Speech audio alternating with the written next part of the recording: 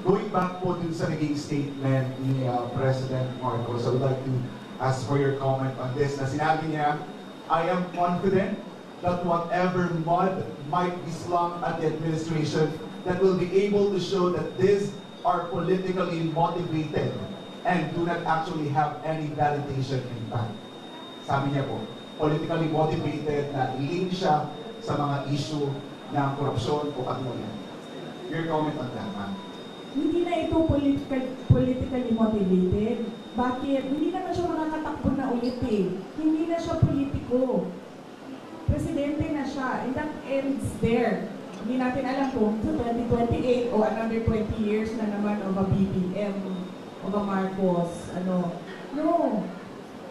Hindi na siya hinahabol ng mga tao, ng taong bayan dahil politiko siya. Hinahabol siya ng taong bayan dahil wala siyang ginagawa bilang Pangulo.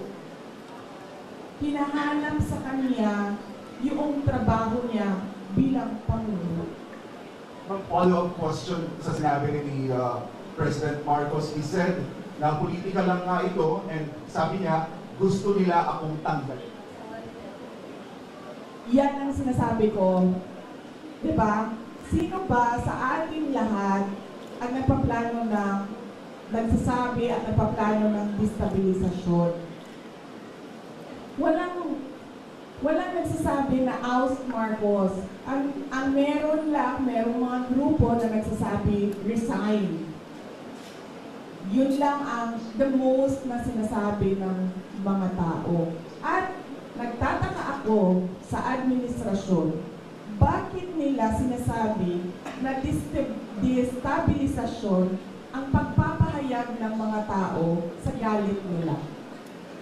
Kasi hindi yun destabilisasyon. Yun ay freedom of speech and expression. So kahit man mag-rally ang mga tao araw-araw sa EDSA, hindi destabilisasyon yan. Freedom of speech and expression yan. Pagpapahayag yan ng galit mo, paghahanap yan ng accountability, ng transparency sa administrasyon, sa gobyerno. So hindi yan pagpapatalsik sa Pangulo. Kaya lagi ako, kahapon din, yan din yung tanong ko. Kanino pa nanggagaling yung destabilisasyon na salita? Sa administrasyon. Kasi, duda ko, natatakot sila sa posibleng mangyari sa kanila. At alam naman natin na matagal na talaga silang insecure. Noong kampanya pa lang, madami na akong kwento ng yung pagigipit nila sa campaign team ko. So alam ko na noon, at yung mga pinagsasabi ni Lisa Marcos noon pa. So alam ko na insecure. Alam na natin na insecure. Siguro takot.